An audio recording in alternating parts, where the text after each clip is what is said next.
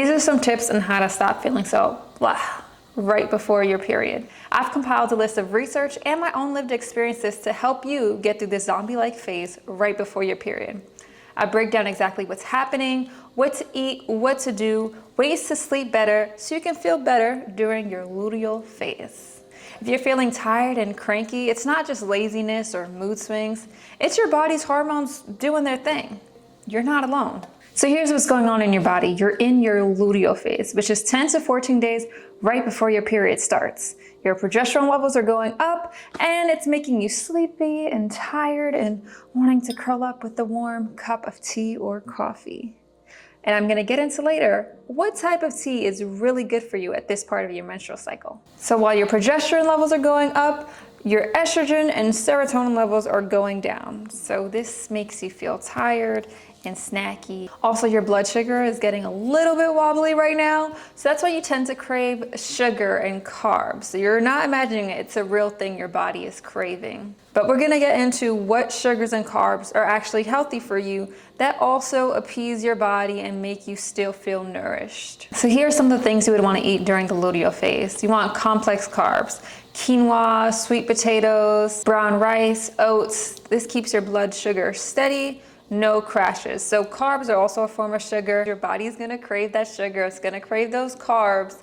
But guess what? We wanna be feeding it healthy carbs to make sure that we're not crashing and spiking because this also affects our mood, right? We also wanna be eating magnesium-rich foods. That's spinach, pumpkin seeds, almonds, and yes, you guessed it, dark chocolate. I know we crave chocolate during our period, but let's stick to the dark chocolate because milk chocolate tends to have a lot of sugar in it, okay? And there's other ways to intake magnesium besides just ingesting it, and we'll get into that later, how you can use it to help you sleep. You also want to be taking in vitamin B6, so that's chickpeas, tuna, eggs, bananas.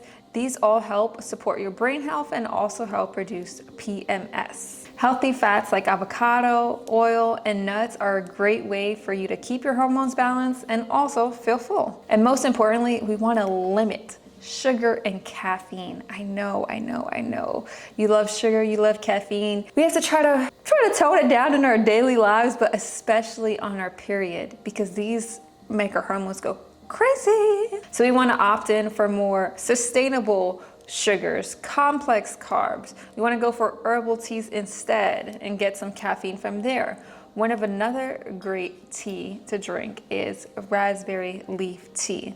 And I recommend getting raspberry leaves in bulk, or you can get one already made. I can leave a link down below for some of the teas that I use. And stuff like warm, easy meals like soups, stews, and stir fries are best at this time. You want to honor your body. You want to honor the fact that it wants to rest and move a little bit more slow. So you want to give it what it needs, right? Now, when we're in the ovulation phase and we're high energy and we're ready for presentations and social networking and meeting people, we honor that. We go out and we do what we got to do. But when we're in our luteal phase, we want to make sure we're honoring our body. That way we're not working twice as hard for the same results. Speaking about honoring your body, here are some lifestyle habits that can help you move a bit more slowly as your body is craving that. I've actually had a personal trainer who would help me with my cycle because she knows I'm not gonna be able to lift the same weights when I'm on my period or in my luteal phase as if when I'm ovulating. So you really wanna honor that and move with your body. So if you're used to high intensity workouts, we wanna tone it down to maybe some yoga, walking, stretching. You also don't want to overbook yourself. You want to keep a calendar of your cycle, whether that's through an app like Flow or on your own. That way you can sync your life to your cycle. It's called cycle syncing. This video I'm getting in specifically about the luteal phase, but I'll get into more videos where I'll talk about the other phases so you can also optimize your life for that as well. So during your luteal phase, you are gonna feel a bit tired. So this is not the time to say yes to a whole bunch of extra stuff, especially extra social things. This is not the time that you wanna go on a date with new people. You're probably not gonna be the most pleasant person. You also wanna wear cozy clothes. This is not the time to be in that very beautiful but very itchy outfit because your body is gonna get so irritated. This is a time to put on something comfortable. Yes, you can stay cute, but make it comfy cute, you know? Also, of course, feel free to use heating pads if necessary. I know heating pads work a lot for me. I'll leave a link in the description to one that I use. And a little secret that not too many people know is that you want to be intaking sun so that your body can produce melatonin. Melatonin helps you sleep better at night. During the luteal phase, you might get those 4 a.m. nights. You might get nights that feel very restless. It's too hot, it's too cold. Dealing with PMS, you want to make sure that you're setting yourself up for as much success as you can, right? I know I mentioned how progesterone makes you feel sleepy, but if you're not getting quality sleep, then you're just going to feel even worse. So here's how to sleep better.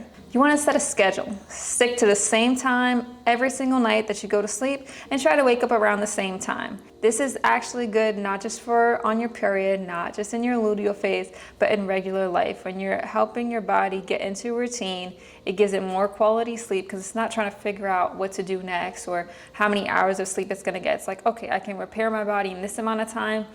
Let me enter into that stage. So do that for yourself. Do that for your body. I know a lot of us love to doom scroll. 2 minutes becomes 2 hours.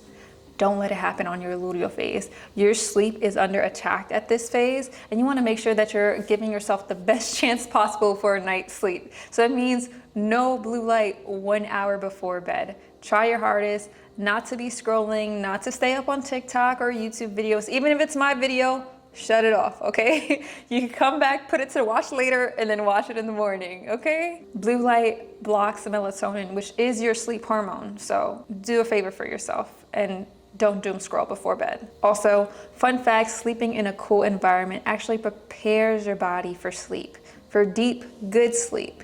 You won't be tossing and turning because you're hot or sweaty. So you want to set your thermostat to about 65 to 68 degrees, depending on your preference. And remember when I spoke about magnesium, there's also magnesium spray. So you definitely want to be eating magnesium, but also something I love to do is I have a magnesium spray. I spray on the bottoms of my feet, give myself a little foot massage before bed, and it just helps me get into this nice, deep sleep. It helps relax your muscles and calms your brain before bed. I don't know how many other people are telling you about this trick, but getting an acupressure mat, one that you can put your feet on, but also just lay your back on right before bed. It helps blood flow, circulation.